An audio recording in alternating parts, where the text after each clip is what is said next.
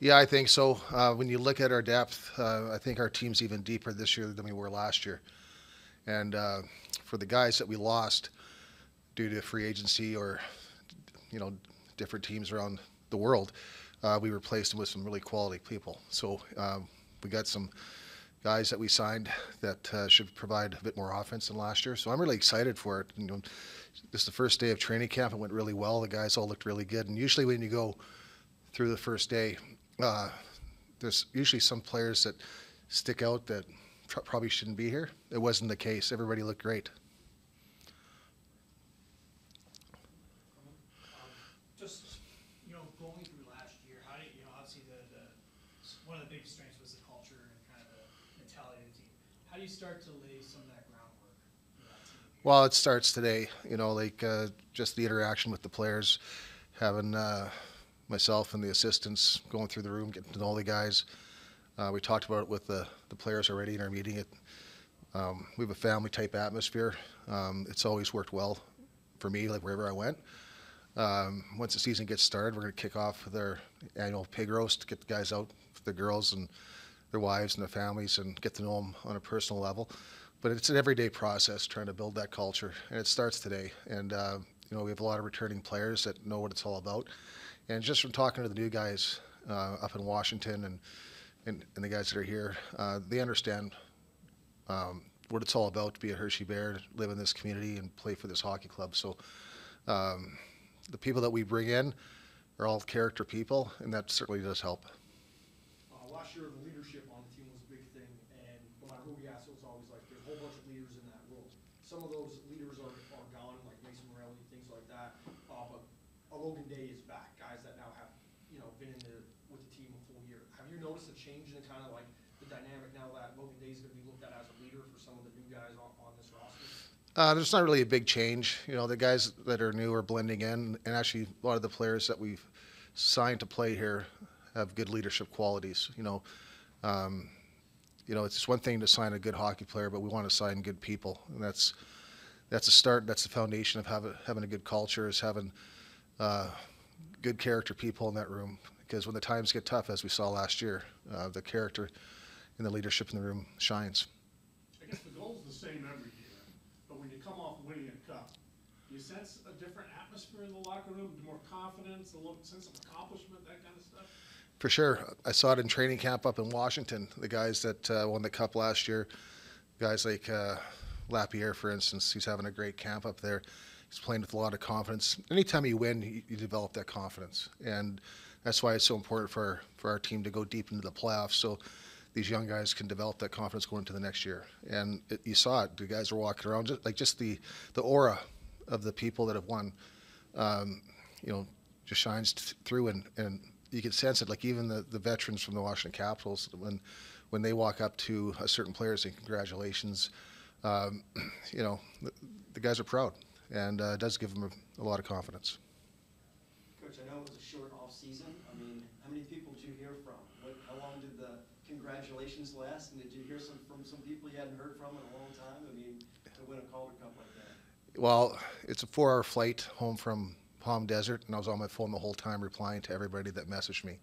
And, yeah, I heard from people that I haven't normally heard from for quite a while. Obviously, with the way that the Game 7 went, all the drama, it was pretty exciting. And so, yeah, as soon as I walked into the office after getting off the ice, I still kept on seeing my phone blowing up. And it's a nice feeling, when people reach out and say congratulations. And yeah, I definitely heard from some people I haven't heard from in years. You mentioned you touched on the operation in D.C. Not many. We were talking a little bit about that Hershey, not Hershey South, but you know what I mean, like that the way that they work with Spencer and all the different wags is there. All those different connections, not just winning a cup, but the comfort level for a lot of the guys that know Spencer and Coach Carberry, that up and down. How do you think that dynamic is going to improve or be, when it comes to that? Well, I think it's going to be great. I really do. We talked to some guys that got sent down here from Washington to come down here to play in Hershey, and it was from a new player that we haven't coached. And, he just expressed how great the camp was, what a great experience. The people were all fantastic. Didn't matter if you're slotted to go to South Carolina or Hershey or wherever. The veterans up there were very welcoming, and he noticed that because he went to other NHL camps and it wasn't like that. It was cliquey.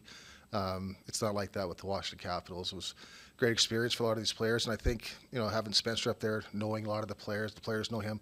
There's a sense of comfort. There is. Like you're not going to a situation where the coach is trying to figure out who you are, what kind of player you are. He has an idea of the type of team he wants to coach, and so right now it's a very competitive camp up there. There's a lot of guys pushing for spots. With Cards up there, kind of what changes for you? Getting used to a new coach and working with him kind of on a day-to-day basis, on both sides of the operation. Not a heck of a lot. I think the biggest thing is just getting to know Spencer. I didn't know him from before, but nothing really is going to change because we talked about our system work. Because I asked him, I said, how you going to play? I want to see what your philosophy is. Do you want us to mirror how you're playing? And except for one thing, everything else is the same. So it's really fluid.